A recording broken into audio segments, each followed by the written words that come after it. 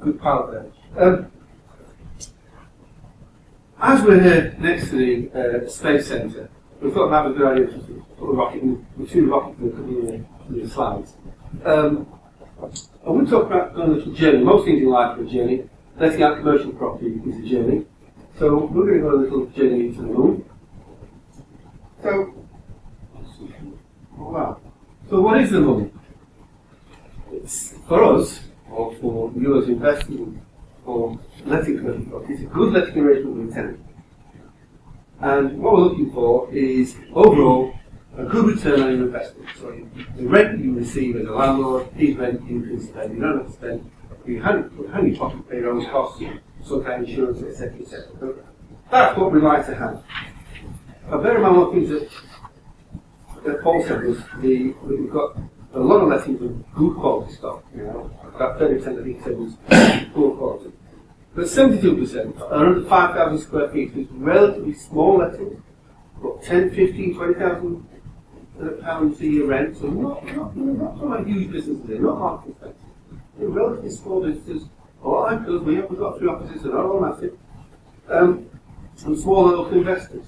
And this talk is really aimed at that sort of arrangement. To give you clues of why we should do these properties. You've got these using great legal advice from it. So, let's start off the journey. We lift off. We've got lettable premises. We've got a tenant who can pay the rent. We've got legal documents in place. Tenant moves in. Ta-da, ta-da, out we go.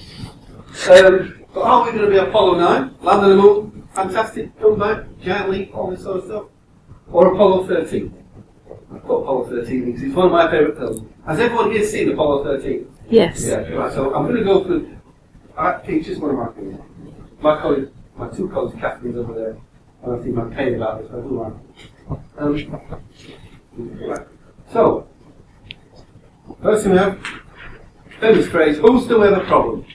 So we've got a tenant in there and something goes wrong. Might be a missed rent payment, might be a service charge, not necessarily serious, but now we know there's something. By good management, by having good agents like in England around, we can see what's happening and you're aware there's a problem. For example, allowing an unauthorised subletting. This is a bit from my chair here. This is where Gene Kranz says to the little guy with the tall head and glasses, said, is that what we're going to do? Switch off these reactors? He said, well, for my chair here, that's what we're going to do. And that's your first check of the position. That's the first time we've got a problem. We're going to start making a decision fairly quickly. It might be to do nothing. But that's a decision, as opposed to doing nothing because you don't want to take more advice. So, what are the immediate actions? What are you going to do? Take advice. Does the tenant have rights? Think about charging them and taking over the premise. Who's on your team? Make sure you get the right people around you. We just lost the moon. Well, there it's gone. That was Jim Lovell. You remember that when he found out that they had to switch the stuff off, you can't go to the moon. And now we've got a major tenant default. We've got a major problem. We've got bankruptcy, liquidation. Tenant can't pay the rent. I mentioned bankruptcy because some of these small lettings will be to individuals, not necessarily companies. Rent's not coming in anymore. Not just that. You still got to pay these guys points. Lovely fellas, but they're not the ones who come around not going to go up around. That's how to watch. You've got your obvious short-term solution. So, another quote from Gene Kranz, the guy who ran the centre at Houston. What have we got on a spacecraft that's good? Remember that bit? And he says, go on, actually, Gene. Well, this is where you start having an objective assessment of the situation. So, who is the tenant? Have you got to get on the talk? I want to say who is the tenant. Well, you know who you let, know you. Well, maybe not. Because for at least 10 to 15 years, the likelihood is that the original tenant may not be there. And it could have changed. And as a landlord, you can't object unreasonably to a new incoming tenant. You may not like them. You may not like them because they're from Yorkshire. But you're stuck with them. So, now we're going to my good part of self. What have we got on spacecraft that's good? Continue.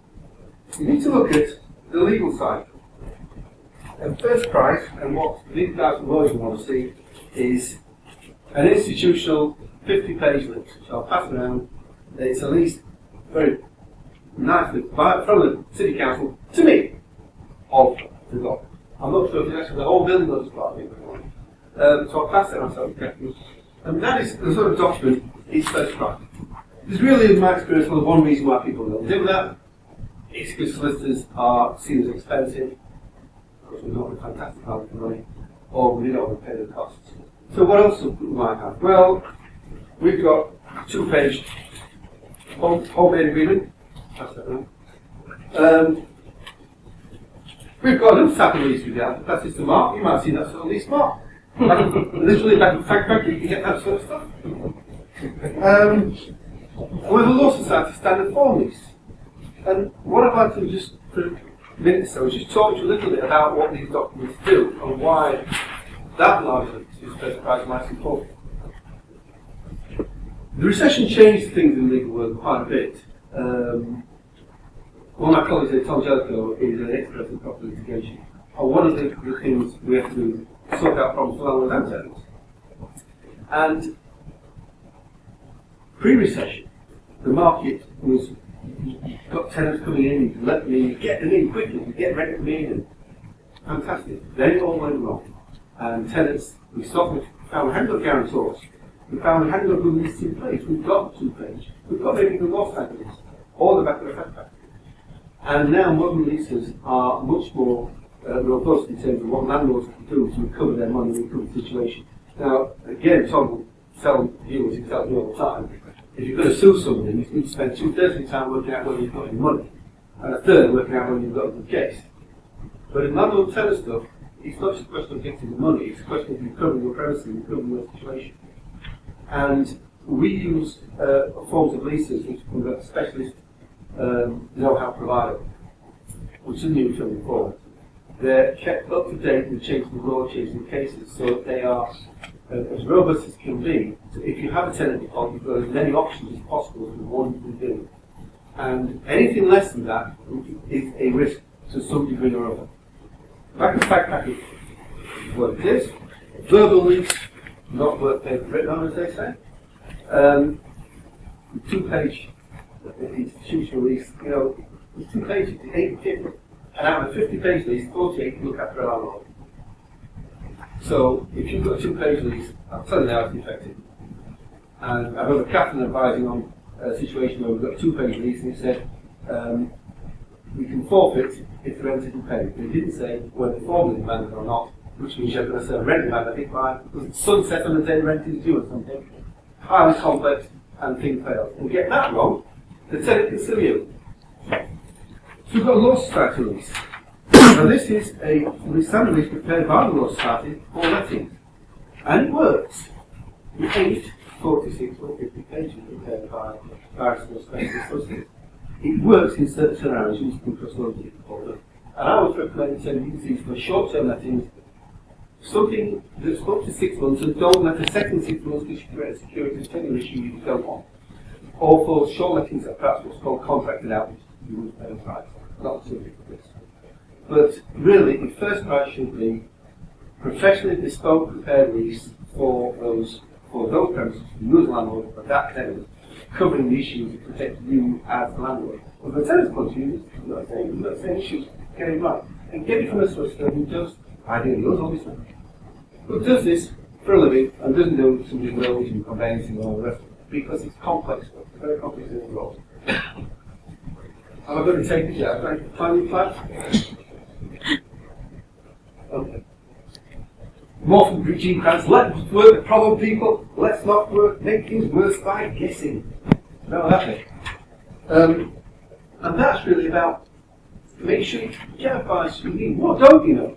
Is the leasing mortgage? Because that can make a difference. And the tenant's got as mortgage leasing guys, not just in terms of your own freehold, because that might make a difference. Get your solicitor involved, get imagination involved as soon as possible. Gene Kranz again, gets it everywhere. I don't care what anything was designed to do, I care about what it can do. This is about getting down and dirty the legal documents. check the leases, check what you've got, what form you've got. What about pre-lease emails and things? And some will say, oh, a smashing string of emails, how to at the end of that will give us a way in.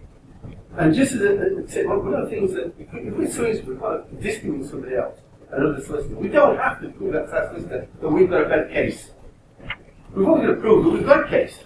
And that solicitor will do our job for us, because they'll have to tell their client that we've got a case, however weak they think it may be, and that client will have to take a chance if they're going to argue with us and proceed to court. And Tom's very good at negotiating these things, so is Catherine and Andy as well. And I think the point is to get the other side to a negotiating table. And if you've got a bank involved, and they're losing money, then maybe deals to be done. You might not always say it before, but it might be deals to be done, because we did one recently with a different bank, a much less reputable bank called Tiny. And they allowed our client to walk away from £110,000 in debt. Where you've got assets of $250 million in the country. Don't know why they managed it, I think they missed something, but it enabled us to get something. Paul mentioned CO2 levels. So remember that in the film?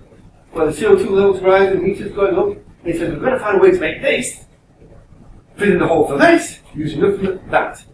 Well, the same thing applies to the legal stuff, because we've got to get effective legal action against tenants or guarantors and assets using nothing but the lease documents or whatever we found in the pre-exchange stuff.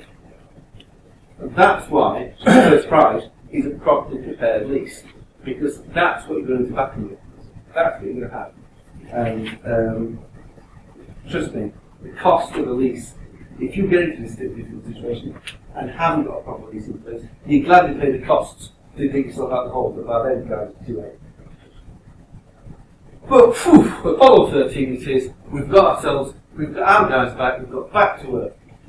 We've got our property back. We can go back to Paul and his colleagues and say, we've got these people out, we've managed this situation, what are we going to do again? So, take the right actions at the right time makes all the difference. To avoid dramatic troubleshooting, look at what you've got, get the right lease in place, and just bear in mind the thing with Apollo 13 is a little valve or something sat in the oxygen tanks for months and months before the problem happened. And that's what happens with land alternative. Failing to prepare, etc. There we are. And to paraphrase Jim Lovell, gentlemen and ladies, it's been a privilege playing with you. Thank you very much.